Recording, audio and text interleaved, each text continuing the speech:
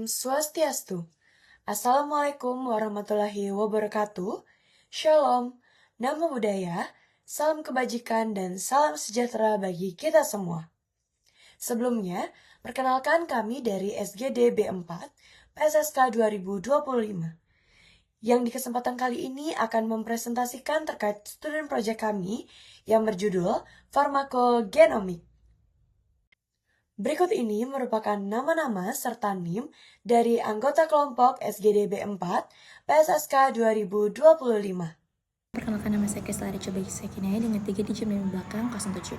Farmakogenetik merupakan bidang ilmu yang mempelajari bagaimana sih variasi genetik itu akan mempengaruhi respons individu terhadap obat, termasuk perbedaan dalam metabolisme, efektivitas, dan toksisitasnya. Pendekatan ini akan mendukung pengembangan pengobatan presisi yang bertujuan untuk meningkatkan efektivitas dan juga keamanan terapi berdasarkan profil genetik pasien. Namun penerapan farmakogenetik ini masih menghadapi sejumlah tantangan, seperti keterbatasan data genetik populasi, biaya pemeriksaan yang tinggi, serta rendahnya kesadaran klinis terhadap peran genetik dalam terapi. Oleh karena itu, kemajuan bidang ini memerlukan kolaborasi multidisipliner dan dukungan kebijakan untuk mengintegrasikan informasi genetik ke dalam praktik pelayanan kesehatan sehingga dapat meningkatkan ketepatan pengobatan dan juga keselamatan pasien.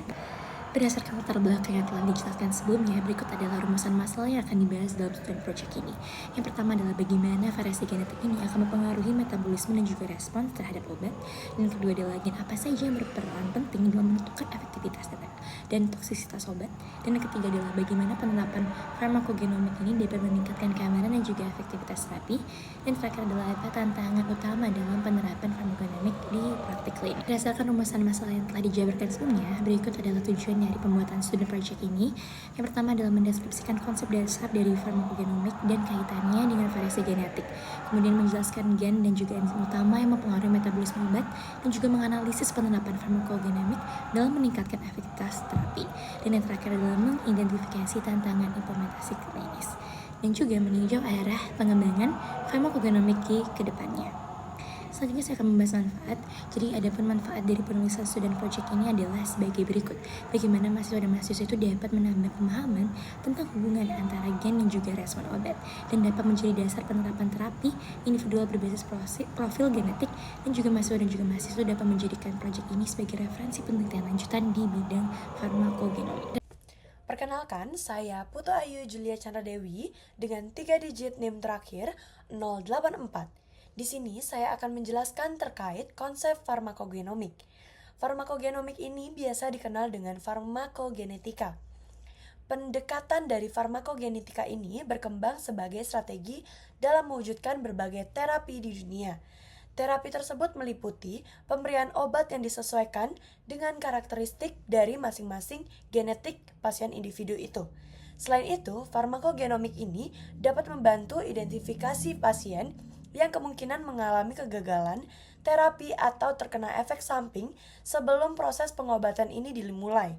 Dengan adanya farmakogenomik ini, keputusan terapi dapat diambil secara rasional sesuai dengan data biologis pasien. Konsep penerapan farmakogenomik ini dapat dimulai dari pemilihan jenis obat yang sesuai dengan riwayat pasien, penyesuaian dosis sesuai dengan usia, serta kondisi pasien, hingga menghindari beberapa terapi yang dapat memberikan peluang yang besar dalam peningkatan hasil klinis dan efektivitas dari pengobatan. Perkenalkan, nama saya Merentia Beluki Mulyadi dengan 3 digit NIM terakhir 080. Dan sekarang saya akan melanjutkan konsep farmakogenomik. Farmakogenomik berkembang dengan kemajuan teknologi genomik modern yang memungkinkan identifikasi variasi genetik secara luas dan tepat. Tidak hanya hubungan satu gen dengan satu obat, tetapi juga mencakup interaksi antar gen, protein, dan jalur metabolik yang akan mempengaruhi farmakokinetik dan farmakodinamik obat. Contohnya seperti pada variasi gen CYP2D6 dan contoh yang lainnya, dapat mengubah kecepatan metabolisme obat, mempengaruhi efektivitas dan risiko toksisitas. Dengan tujuan utama dari farmakogenomik sendiri adalah mengidentifikasi kerentanan dan respon obat berdasarkan karakteristik genetik tiap pasien untuk mendukung pengobatan yang aman, efisien, dan presisi melalui pengembangan personalized medicine. Sekian dari saya, terima kasih. Laksamana Farel Rizky Kurniawan dengan 3 digit NIM terakhir 086.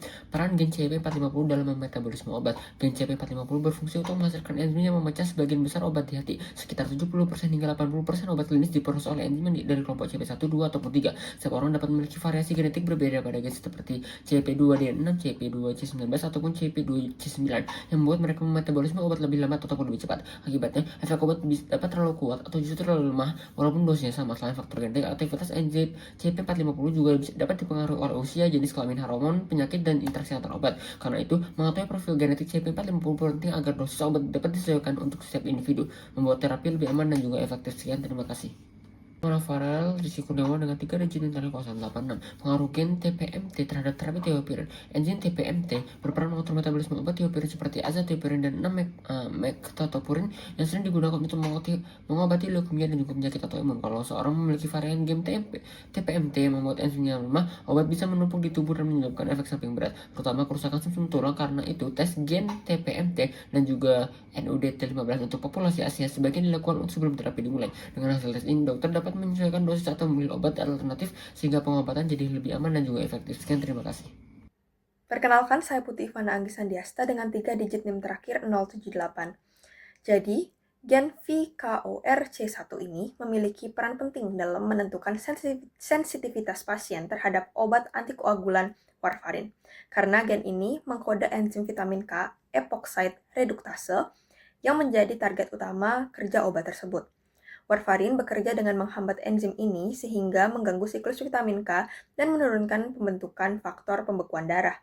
Karena warfarin memiliki indeks teraputik yang sempit, variasi genetik pada VKORC1 sangat mempengaruhi respons pasien terhadap obat. Polimorfisme min1639GA atau RS9923231 pada daerah promotor VKORC1 menyebabkan penurunan aktivitas enzim, terutama pada individu dengan genotip AA, yang memiliki sensitivitas tinggi terhadap warfarin dan hanya memerlukan dosis kecil. Jika penyesuaian dosis tidak mempertimbangkan genotip pasien, resiko pendarahan akibat overdosis atau trombosis akibat dosis tidak efektif dapat meningkat. Oleh karena itu, screening genetik VKORC1 dan CYP2C9 sangat penting untuk menentukan dosis warfarin secara terpersonalisasi dan mencegah komplikasi klinis. Perkenalkan, saya Putih Ivana Anggi Sandiasta dengan 3 digit NIM terakhir 078. Gen SLCO1B1 berperan penting dalam metabolisme obat golongan statin, khususnya simvastatin, karena mengkode transport membran OATP1B1 yang berfungsi untuk mengangkut statin dari darah ke dalam sel hati. Tempat obat ini bekerja menurunkan kadar kolesterol. Efisiensi transporter ini sangat mempengaruhi kadar statin dalam sirkulasi tubuh. Polimorfisme C521T C RS414956 merupakan varian genetik yang signifikan di mana kehadiran alel C menyebabkan penurunan fungsi OATP1B1 sehingga statin sulit masuk ke hati. Akibatnya, kadar statin dalam plasma meningkat dan dapat menimbulkan efek samping serius berupa miopati atau rhabdomyolysis yang dikenal sebagai statin-induced myotoxicity atau SIM. Oleh karena itu, screening genetik SLCO1B1 penting dilakukan untuk membantu dokter menyesuaikan jenis atau dosis statin agar pengobatan tetap efektif tanpa meningkatkan resiko toksisitas otot. Sekian, terima kasih. Perkenalkan, saya Vin Felicia dengan digit NIM terakhir 098. Saya akan menjelaskan tentang penerapan farmakogenomik dalam terapi kanker dan terapi antikoagulan. Yang pertama, penerapan farmakogenomik dalam bidang onkologi, yaitu pada penggunaan obat trastuzumab atau Herceptin yang bekerja pada overekspresi HER2, yaitu Human Epidermal Growth Factor Receptor 2 pada kanker payudara. Pengembangan misal berbasis polisulfobetain yang dapat terurai oleh asam dapat secara selektif mempengaruhi sel kanker dengan ekspresi HER2 yang tinggi, yang memungkinkan pelepasan obat secara spesifik pada lingkungan pertumbuhan sel kanker. Sehingga, memiliki karakteristik fisiokimia yang lebih stabil, dan memiliki efisiensi penargetan yang lebih baik terhadap sel kanker dengan HER2 positif.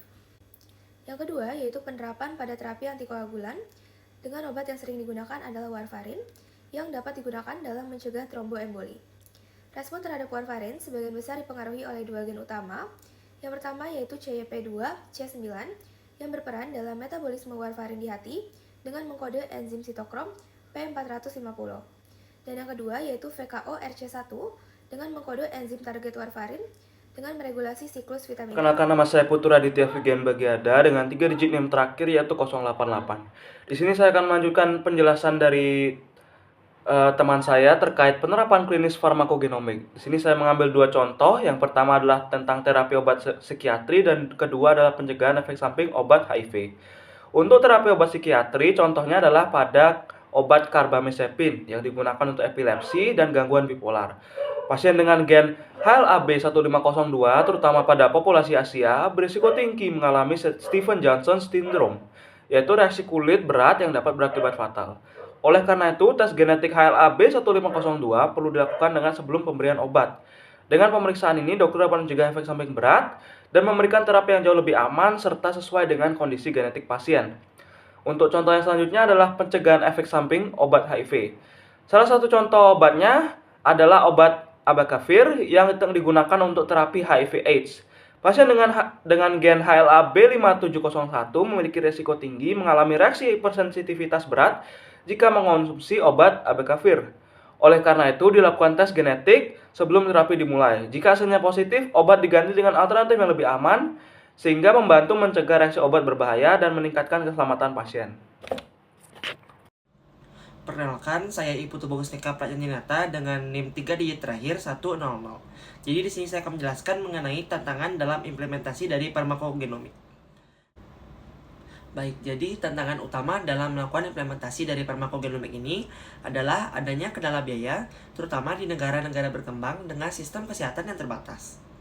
Biaya pengujian genetik yang tinggi, belum adanya kebijakan reimbursement, serta adanya keterbatasan sumber daya itu bisa menjadi hambatan yang besar. Meskipun farmakogenomik ini telah terbukti cost efektif pada beberapa penyakit seperti kanker dan kardiovaskular, terdapat solusi yaitu meliputi advokasi kebijakan reimbursement, inovasi untuk menurunkan biaya tes, serta peningkatan edukasi dan infrastruktur dari teknologi. Selain itu, farmakogenomik ini menghadapi tantangan etika seperti isu privasi dan kerahasiaan data genetik, persetujuan yang diinformasikan, serta adanya risiko diskriminasi. Perlindungan data pasien itu sangat penting untuk mencegah adanya penyalahgunaan, sekaligus untuk mengurangi ketidakadilan akses akibat adanya biaya yang tinggi dan juga persoalan kepemilikan data.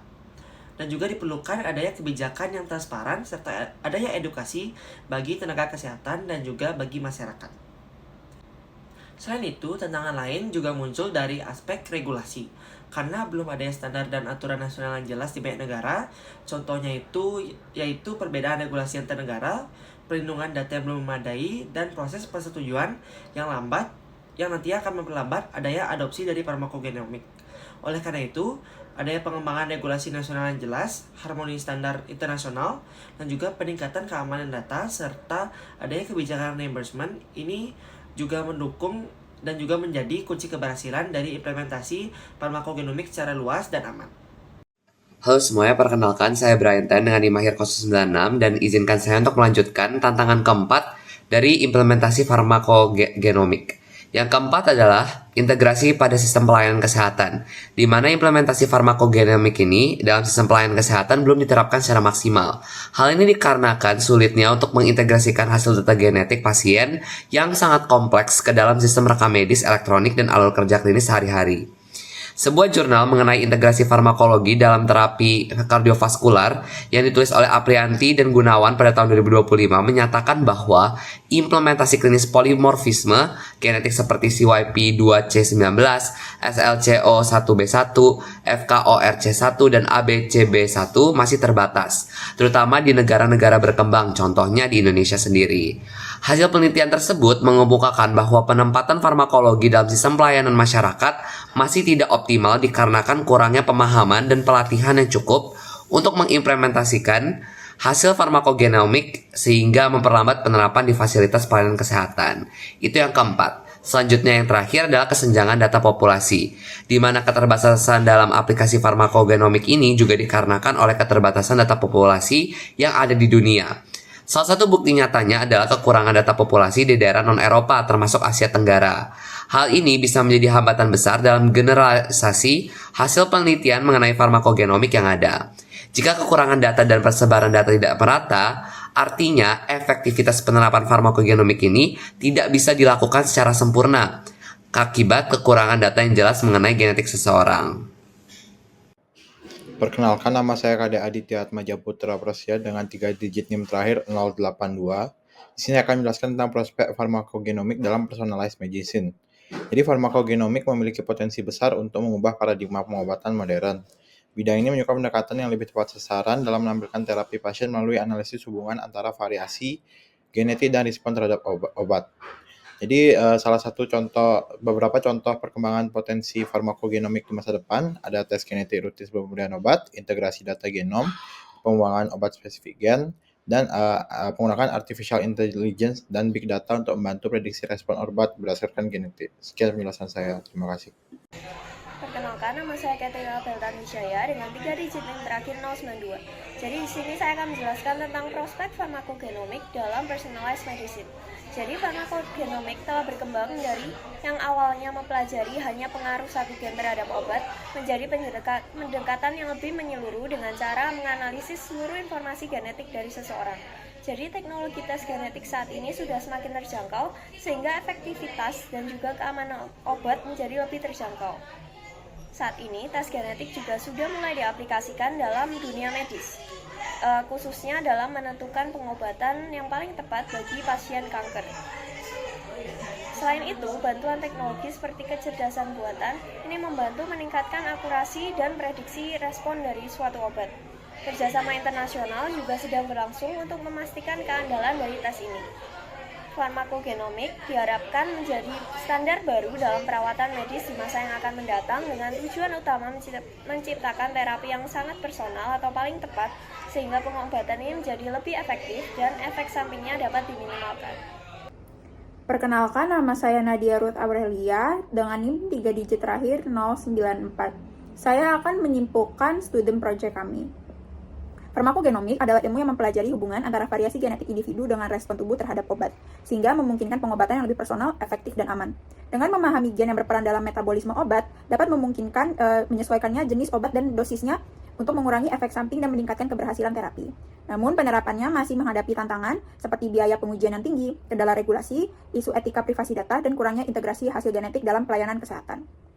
Saran dapat diberikan, yang pertama, kaji analisis cost effectiveness. Selidiki secara mendalam analisis biaya efektivitas dari screening farmakogenomik rutin.